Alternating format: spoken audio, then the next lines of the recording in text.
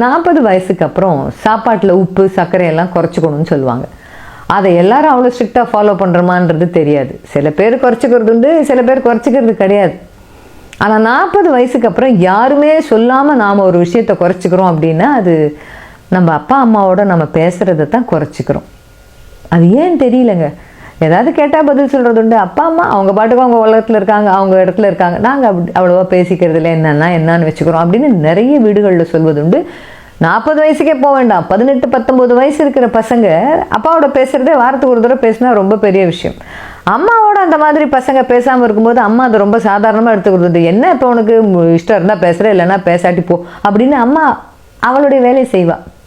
ஆமாம், ஒன்றும் தெரியாமல் தான் அவங்களெல்லாம் பெற்று வளர்த்து ஆளாக்கினோமா நாங்கள் அப்படின்னு சாதாரணமாக எடுத்துக்க முடியும் அம்மாவால். அப்பாவால் அப்படி எடுத்துக்க முடியாது.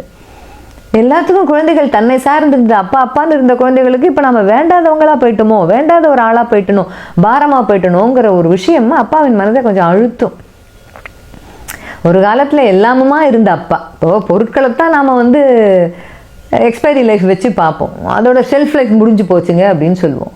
அல்லது சில விஷயங்கள் ஒரு காலகட்டத்தில் ரொம்ப ட்ரெண்டிங்காக இருக்கிற விஷயங்கள் கொஞ்சம் காலத்துக்கு அப்புறம் இது அவுடேட்டட் ஆயிடுச்சுங்க அப்படின்னு நம்ம சொல்கிறது உண்டு. அப்பாவையும் அம்மாவையும் அப்படி பார்க்க ஆரம்பிச்சிட்டோன்னா அது அவங்களால தாங்க முடியாது. குறிப்பாக அப்பாவால் அதை தாங்கவே முடியாது. ஒரு காலத்தில் எல்லாமுமா இருந்த அப்பா, தன்னோட தொடை இடுக்கில் உட்காந்து வச்சுக்கிட்டு நமக்கு சைக்கிள் சொல்லி கொடுத்தப்பா, தன்னை சைக்கிளில் கூட்டிகிட்டு போனப்பா, ஸ்கூலுக்கு சைக்கிள் வாங்கி கொடுப்பா, நான் சைக்கிளில் போகிறேன் அப்படின்னு சொல்லும்போது நமக்காக வாங்கி கொடுத்துட்டு நம்ம பின்னாடியே வருவார் வண்டியில், கரெக்டாக டிராஃபிக்கில் புள்ள பயப்படாமல் போகுதான்னு பார்த்தப்பா. மேக்ஸ் டியூஷன் 2 மணி நேரம் அப்படின்னு வச்சுக்கோங்களேன். அது இப்போ விடிகார்த்தாலையாக இருந்தாலும் சரி, சாயந்தரமாக இருந்தாலும் சரி, நம்மளை கொண்டு விட்டுட்டு டியூஷன் முடிகிற வரைக்கும் வாசலில் உட்காந்து நம்மளை வீட்டுக்கு கூட்டிகிட்டு வர அப்பா. அப்போ எல்லாமுமாக இருந்தவர் நம்ம அப்பா தான். மீனில் முள் தொண்டையில் குத்தாமல் எப்படி சாப்பிடணும், முள்ளை எப்படி எடுத்துகிட்டு சாப்பிடணுன்றதையும் சொல்லி கொடுத்த அப்பா அவர். கொஞ்சம் வளர்ந்ததுக்கப்புறம் பேசும்போது வாயில் ஏதோ ஒரு வாடை வந்ததுன்னு வச்சுக்கோங்களேன், மாடி வரைக்கும் டேய் உடம்புக்கு எடுத்துக்காத, இது இப்படி தான் நல்லா இருக்கா மாதிரி இருக்கும், நல்லது இல்லைப்பா அப்படின்னு லேசாக அப்படி பட்டும் படாததுமாக அறிவுரை கொடுக்கும்போது அப்பா மாதிரி ஒரு பெஸ்ட் ஃப்ரெண்ட் யாருமே இல்லைன்னு தோணும். ஒரு இனக்கவர்ச்சியா அல்லது அது ஒரு காதலான்னு தெரியாத ஒரு பருவத்தில் குழம்பி போய் ஏதோ ஒரு மனத்தாங்கல்ல நம்ம அழுதுகிட்டு உட்காரும்போது அப்பா சொல்லுவார், இந்த வயசு இதெல்லாம் சரியா போயிடும், அதோடு அப்படியே போயிடக்கூடாதுப்பா, உன் வேலையில் கவனம் செலுத்து அப்படின்னு ஒரு பெஸ்ட் ஃப்ரெண்டாக சொல்லும்போது அப்பாவை விட ஒரு ஃப்ரெண்டு இந்த உலகத்தில் இல்லை அப்படின்னு நாம் நினைச்ச அப்பா. எதா இருந்தாலும் ஏடிஎம் மாதிரி செலவுக்கு தானடா எடுத்துக்கோ, இந்த வேலை கிடைக்கிற வரைக்கும் நீ எப்போ வேலைக்கு போவான்னு கேட்காதப்பா, முதல்ல சாப்பிடு, வேலை தானா கிடைக்கும்னு சொன்னப்பா.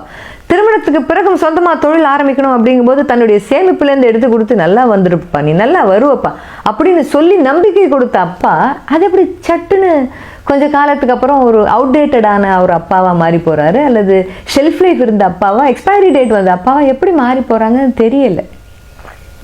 நாம உலகத்தை பார்க்க ஆரம்பிச்சதுக்கப்புறம், அவங்க தோல்லேருந்து இறங்கி நாம உலகத்தை பார்க்க ஆரம்பிச்சதுக்கப்புறம், 4 ஊரை போய் பார்த்ததுக்கப்புறம், கொஞ்சம் 4 காசு நிறைய சம்பாதிக்க ஆரம்பிச்சதுக்கப்புறம் நம்மளுடைய வேகமான இந்த ஓட்டத்துக்கும் நம்மளுடைய இந்த பரபரப்பான இந்த வாழ்க்கை முறைக்கும் கொஞ்சம் அப்பாவால் வர முடியாது, அவர் பின்தங்கி இருப்பதாக தோன்றும். ஆனால் உண்மை அது கிடையாது.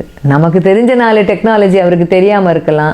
ஒரு இன்ஸ்டாவோ ட்விட்டரோ அதில் ட்வீட் போட தெரியாத ஒரு அப்பாவாக இருக்கலாம், அல்லது சோஷியல் மீடியாவை சரியாக கையாள கூட தெரியாத அப்பாவாக இருக்கலாம், பட்டன் ஃபோனே போதும்ப்பான்னு சொல்லக்கூடிய அப்பாவாக கூட இருக்கலாம். ஆனால் வாழ்க்கையில் அர்த்தமுள்ள நிறைய விஷயங்களுக்கான கையேடு எங்கே இருக்குன்னா அது அப்பா கிட்ட தான் இருக்குது. தீர்வு எங்கே இருக்குதுன்னு சொன்னால் அது நம்ம அப்பா கிட்ட தான் இருக்குது. அப்பா அம்மா இருவரிடமே இருக்குது. அதை நாம் உணர்வதே கிடையாது. எப்போ உணர்வோம் தெரியுமா?